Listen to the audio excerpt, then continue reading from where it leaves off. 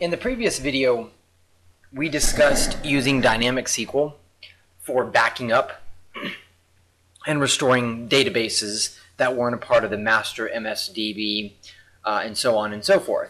And one of the things that I mentioned is that's a fairly simple example because it was just 2 lines of code. It was just back up each database basically, and it would pass in the database name. That's what the dynamic SQL would do when we executed the script.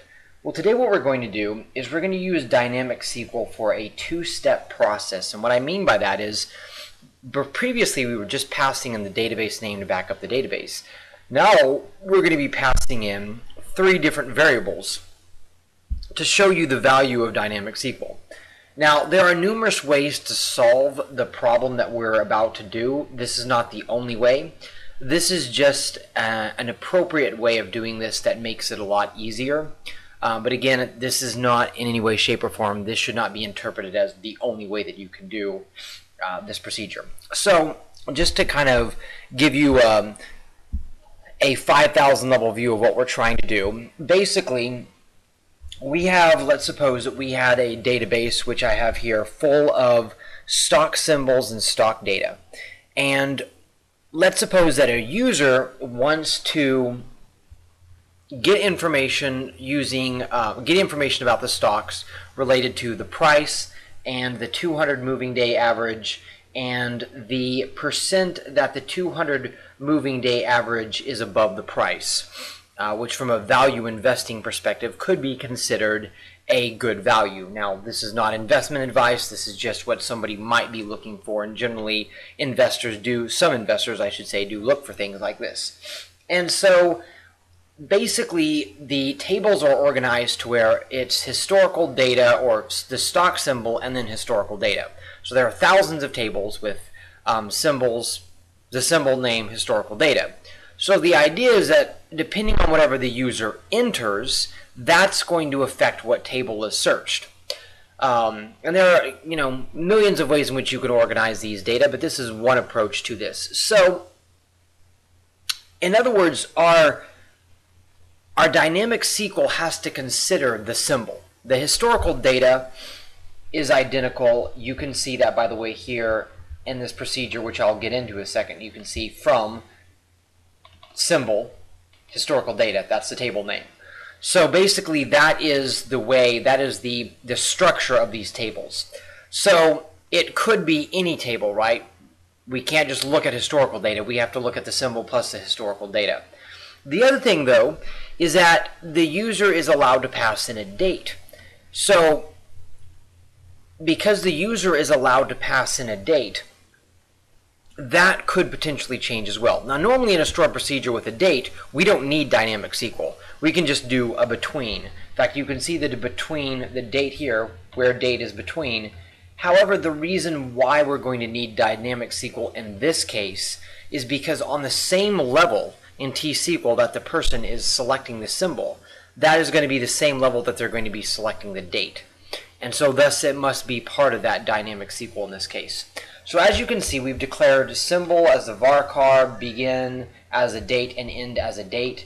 And this is part of a stored procedure. We can get into this later on, how to build a stored procedure. But if you look at here, there's a declare, there's a set, and a set. If you just remove, I have this coded out, but if you just remove the create procedure and you use this is essentially what it's doing.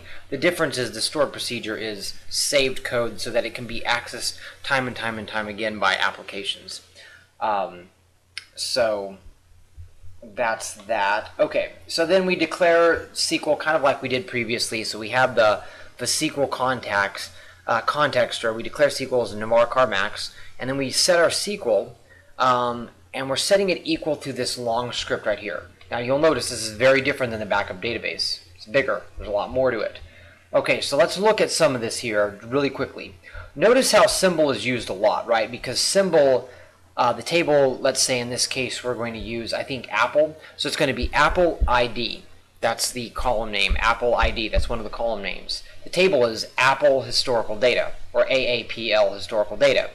And then we're going to join it back on the table. This right here is a common table expression, which we've discussed in a previous video. But we're going to join the common table expression to the historical data again. And you'll see why in a second, because we're going to get the price of the stock 365 days later after the 200 simple moving day average is above 25% of what the price of the stock is. Just to look at the price.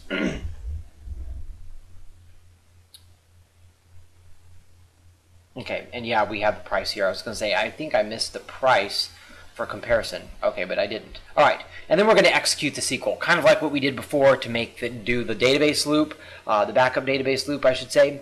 We're going to execute the SQL. That's going to actually make the result of a statement appear. So, now, like I said, this is in the confines of a stored procedure. We can get into that later on.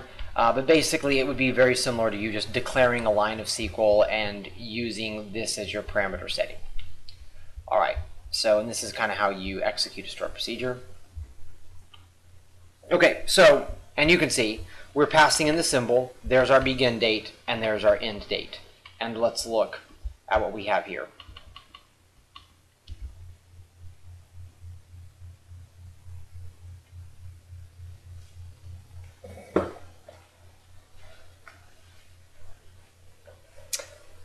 Okay, so as a case in point in row 1, in 2006 of, what was that, July 14th, the 200 simple moving day average was 28% above the price of $50. 1 year later, Apple's stock was $198.